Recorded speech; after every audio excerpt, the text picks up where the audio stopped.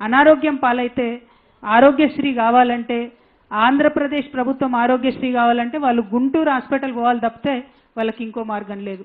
మరి 5 గ్రామాల ప్రజలు వచ్చి భద్రాచలంలోనో కొత్తగూడెంలోనో వైద్యం తీసుకుంటే తెలంగాణ ఆరోగ్యశ్రీ వాళ్ళకి వర్తించే పరిస్థితి లేదు. ఇట్లా చిన్న చిన్నగా మనకు అనిపించినా వాళ్ళకి అక్కడ పెద్ద సమస్యలు.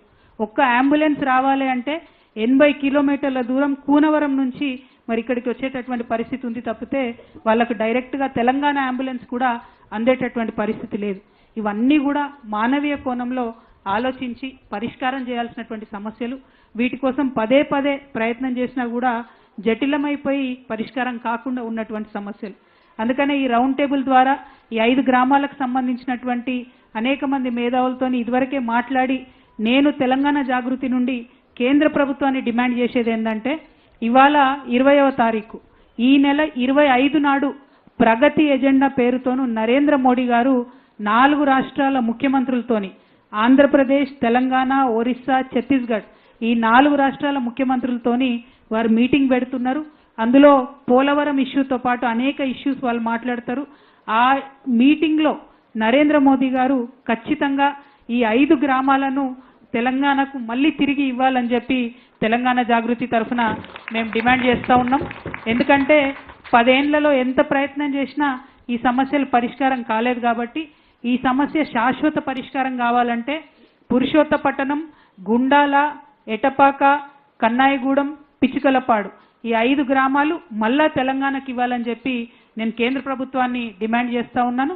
మరి 25వ తారీఖు జరిగేటటువంటి ఈ ప్రగతి ఎజెండా మీటింగ్కి వెళ్ళేటటువంటి మన తెలంగాణ రాష్ట్ర ముఖ్యమంత్రి రేవంత్ రెడ్డి గారిని కూడా మేము విజ్ఞప్తి చేస్తూ ఉన్నాం. ఈ 5 గ్రామాల ప్రజలు చాలా ఇబ్బంది పడుతున్నారు. కాబట్టి తెలంగాణ రాష్ట్ర ముఖ్యమంత్రిగా మీరు ఈ 5 గ్రామాలను వెనక్కి తీసుకొచ్చే విధంగా కేంద్ర ప్రభుత్వం మీద ఒత్తిడి తీసుకురావాలని చెప్పి నేను ముఖ్యమంత్రి గారిని డిమాండ్ చేస్తూ ఉన్నాను. అదేవిధంగా మరి ఇప్పుడు కరకట్టలు ఏవైతే ఉన్నాయో నిన్న కూడా మేము మళ్ళీ ఒకసారి కూర్చొని ఇంజనీర్ల పరిధిలో ఆలోచన చేయడం జరిగింది. ఈ కరకట్టలు ఇప్పుడు ఉన్నటువంటి వాటిని 1 కొంచెం ఎత్తు పెంచుకోవాలి, 2 ఆల్మోస్ట్ దుమ్ముగూడెం ఆనకట్ట వరకు కూడా పెంచాల్సినటువంటి అవసరం ఉన్నది. అట్లా పెంచితేనే ఈ 5 గ్రామాల ప్రజలకు ఫ్యూచర్లో కూడా రక్షణ ఉంటుంది.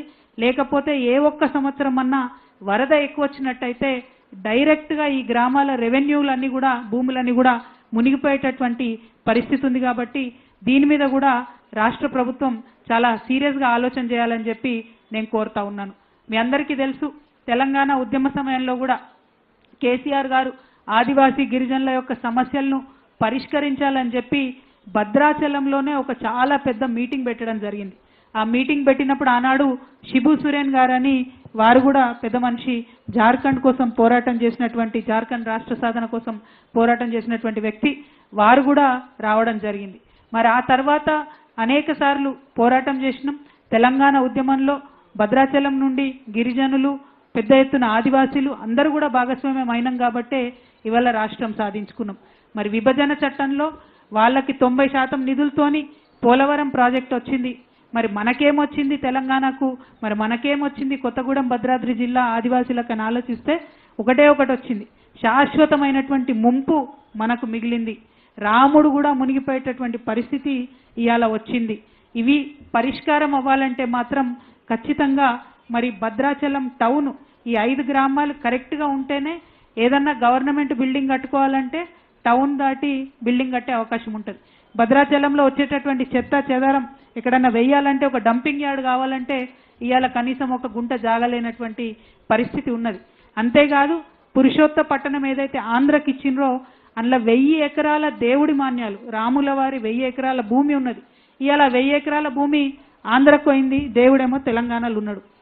ఇప్పుడు ఆంధ్రకు పోయినటువంటి ఆ భూమి ఎక్కడికక్కడ ఆక్రమణకు గురవుతున్నదని చెప్తా ఉన్నారు. హారతి అయిపోతున్నది, మంగళహారతి అయిపోతున్నది, దాన్ని పట్టించుకునే పరిస్థితి లేదు.